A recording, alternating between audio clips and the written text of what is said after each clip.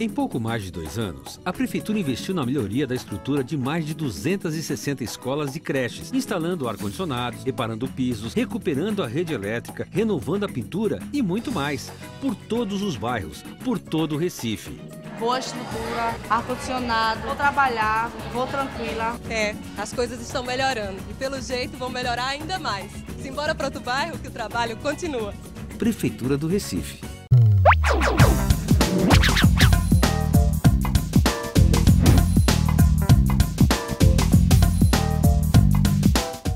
Olá, meus queridos, minhas queridas, tudo bem? Estamos aqui para mais uma vez comentarmos um pouco sobre essa divina matéria, a matemática, do nosso fascículo de número 8. Vamos pegar algumas questões muito interessantes envolvendo relações entre grandezas e unidades e medidas. Vamos lá? Todo mundo com seu caderno aí pronto? Então vamos à primeira questão. Ela diz assim: arroba é uma antiga unidade de massa usada em Portugal e no Brasil. Como unidade de massa, a arroba equivale originalmente à quarta parte do quintal, isto é, 25 libras. Porém, esse valor não foi sempre o único a ser utilizado, nem as libras equivaliam. Em Portugal e no Brasil, equivalia a 32 arráteis, o que equivale a 14,688 quilogramas.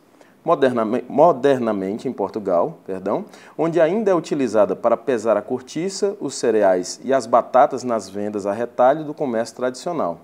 E no Brasil, onde é utilizada para pesar os porcos e o gado bovino. A arroba métrica foi arredondada para 15 quilogramas. E a pergunta da questão é: atualmente a arroba corresponde a... Eu sugiro que você pegue seu material, o seu caderno, e você faça a nossa tabelinha de medidas, né, pessoal? Onde você coloca aí do lado esquerdo, quilograma, vizinho a ele do lado direito, o hectograma, vizinho a ele, decagrama, depois grama, decigrama, centigrama e miligrama, para que possamos fazer essa transformação com a melhor propriedade. Você coloca o número 15 embaixo de quilograma. E você sabe que na unidade de medida, em cada transformação, ou seja, cada casa que eu puder andar para a direita, eu vou acrescentar um algarismo apenas, porque estamos falando em medidas de grandeza simples, né? Então vamos lá. 15 quilogramas equivalem a 150 hectogramas, porque você vai colocar um zero na unidade hectograma. E se você fizer isso, você já encontra a nossa resposta. O item C, 150 hectogramas. Muito fácil, não é?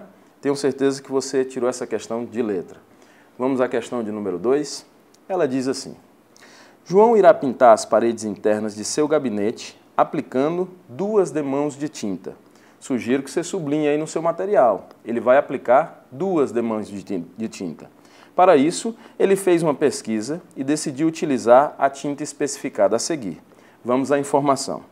Rendimento de uma demão, 14 metros quadrados por litro. Segunda informação, secagem entre as demãos, 4 horas. Galão, 3,6 litros. Em cada galão, 3,6 litros. E o peso, 4,6 quilogramas. Com relação ao gabinete pintado, o resultado das operações, e aí você tem na sua questão, 2 vezes área das paredes internas em metros quadrados, dividido pelo rendimento. Ele pergunta, essa razão vai me dar o quê? 2 vezes a área das paredes internas em metros quadrados, dividido pelo rendimento. Ora, vamos lembrar o que é rendimento? Rendimento também é uma razão. Rendimento é a razão que existe entre a área e o volume.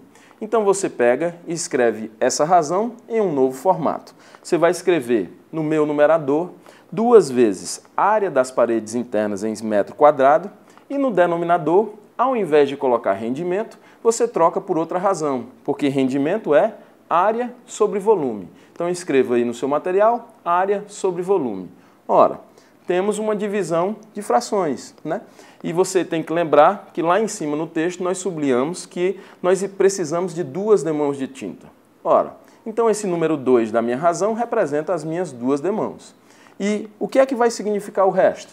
A área das paredes internas dividido pelo rendimento. Se você continuar, se você conservar a primeira fração, a área das paredes internas, e multiplicar pelo inverso do meu denominador, que o denominador acabamos de trocar para área sobre volume, você vai ter área vezes. Invertendo, fica o volume dividido pela área. Ora, área com área eu posso cancelar. Uma no numerador, outra no denominador. O que resulta? O nosso volume. Então, essa razão vai nos resultar o volume de tinta utilizado em litros. E aí nós encontramos a nossa resposta para a segunda questão como o item E. Estamos juntos? Então vamos lá na nossa terceira questão. O que é escala? Escala é a definição dada em arquitetura para a relação entre as medidas de um espaço ou edificação e a sua representação usualmente gráfica. A necessidade de se utilizar a escala surge quando arquitetos precisam elaborar os projetos de suas obras, representando essa edificação. Como não são representados em suas dimensões reais, são representados em uma relação proporcional. Não posso esquecer, escala, ela exige uma relação proporcional. Continuemos no texto. É utilizada em desenhos arquitetônicos e também empregada na realização de maquetes. Em um folheto de propaganda, foi desenhada uma planta de um apartamento medindo 6 metros por 8 metros. Lógico que você sabe que isso aí são as dimensões reais. Na escala 1:50. Então dá um destaque aí no teu material na escala 1:50. Porém, como sobrou muito espaço na folha, foi decidido aumentar o desenho da planta, passando para a escala 1:40. Após essa modificação, quanto aumentou em centímetros quadrados a área do desenho da planta? Então nós temos que fazer algumas transformações. Vamos pegar a escala original, 1:50, a inicial. Ela representa, na realidade, as medidas 6 metros por 8 metros. Fazendo a transformação da realidade para a planta, eu sei que cada centímetro na planta representa 50 centímetros na realidade. Então, para voltar da realidade para a planta, eu divido cada medida por 50 centímetros. Só que devemos lembrar que 6 metros são 600 centímetros. Dividindo 600 centímetros por 50, você vai ter, na minha largura, vamos dizer assim, 12 centímetros. Já no comprimento, como na realidade é 8 metros e a escala é 1:50, 8 metros são 800 centímetros. Dividindo 800 por 50, você encontra 16 centímetros. Ora, se na largura eu tenho 12 centímetros, no comprimento eu tenho 16 centímetros, essa minha área retangular vai ser dado pelo produto da largura pelo comprimento. 12, que é o comprimento, a largura encontrada, vezes 16, o comprimento encontrado, nós teremos uma área de 192 centímetros quadrados. Você está anotando? Então guarda aí um pouquinho essa informação. Você sabe que a questão diz que quando foi feita a escala, sobrou o espaço na folha, ou seja, podemos aumentar o nosso desenho. Aumentando o desenho, obviamente, a medida, essa dimensão da escala, ela vai diminuir. E ele coloca que ficou 1:40 centímetros. Ora, se eu pegar as medidas originais, as medidas reais, 6 metros por 8 metros, agora, ao invés de dividir por 50, nós iremos dividir por 40, que é a nossa nova escala. 600 dividido por 40, isso me dá 15 centímetros na largura. 800 dividido por 40, 20 centímetros. Então, no meu comprimento, eu terei 20 centímetros. Qual será a minha nova área? 15 vezes 20, largura vezes o comprimento. 15 vezes 20, 300 centímetros quadrados.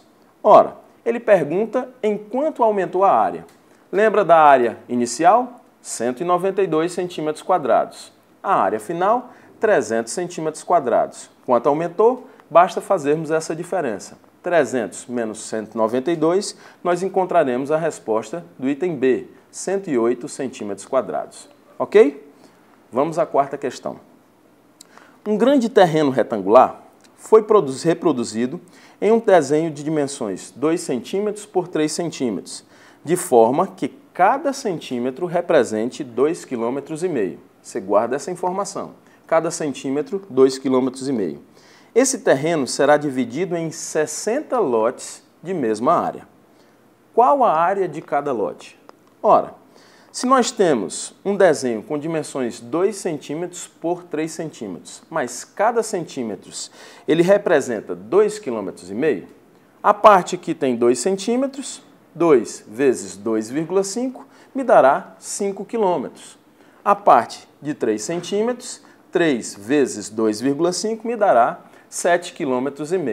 Então, qual vai ser a área do meu terreno real? Ora, 5 centímetros vezes, 5 quilômetros, não podemos errar essa transformação da realidade, 5 quilômetros vezes 7,5 km, o que me dará o total de 37,5 km². Isso é a área total do terreno, 37,5 km². Mas lembra o que o autor está pedindo, ele quer que esse terreno seja dividido em 60 lotes iguais. Então eu tenho que pegar a área total, que é 37,5 km², e dividir por 60. Ora, dividindo 37,5 por 60, mantendo a unidade km², nós iremos encontrar 0,625 km². Muito fácil, não é? Então encontramos também a resposta da quarta questão como item C. Ok? Então vamos juntos, me acompanhe. Quinta questão. Para se calcular a densidade demográfica de uma região, basta dividir o número total de habitantes dessa região por sua área. Então, densidade, habitantes, dividido por área. Uma determinada cidade possui cerca de 750.480 habitantes e ocupa uma área de aproximadamente 524 km². A densidade demográfica dessa cidade, em habitantes por km², é aproximadamente igual a. Muito fácil, não é? Basta você pegar para a densidade, número de habitantes, e dividir pela área. Pegando o número de habitantes, 750.480, dividindo pela área, que é de 524 km², encontramos como resposta 1.432,2. Essa vai ser a nossa densidade. Fácil e rápido. Nossa resposta, item C de casa. Sexta questão. Em uma competição de natação, Ricardo tornou-se o maior medalhista, conquistando 22 medalhas, sendo 18 de ouro, 2 de prata e 2 de bronze. A tabela a seguir mostra o desempenho desse fenômeno nas piscinas. Você percebe aí que no 100 metros borboleta, ele cumpriu a prova em 51 segundos e alcançou a sua medalha de ouro. 200 metros borboleta, ele fez em 1 minuto e 53 segundos, alcançando a medalha de prata. 200 metros medley, 1 minuto e 54 segundos, outro ouro. Revezamento 4 por 100 livre, 3 minutos e 10 segundos, prata. Revezamento 4 por 100 medley, 3 minutos e 29 segundos, outro ouro. Revezamento 4 por 200 livre, 6 minutos e 59 segundos, o seu outro ouro.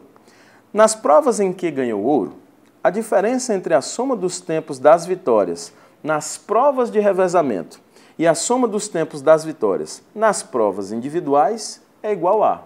Então, o que temos que fazer?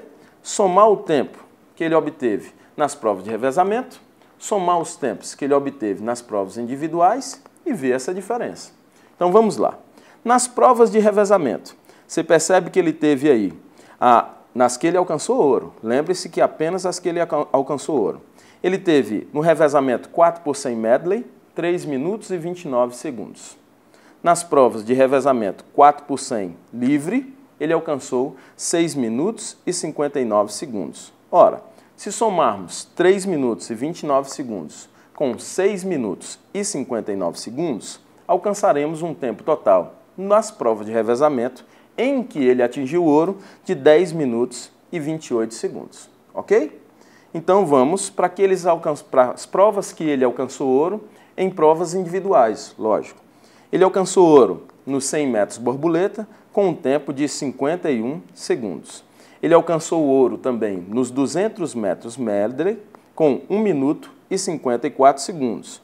Ora, se eu somar 51 segundos com 1 minuto e 54 segundos, você vai obter 2 minutos e 45 segundos. Está me acompanhando? Então vamos recapitular.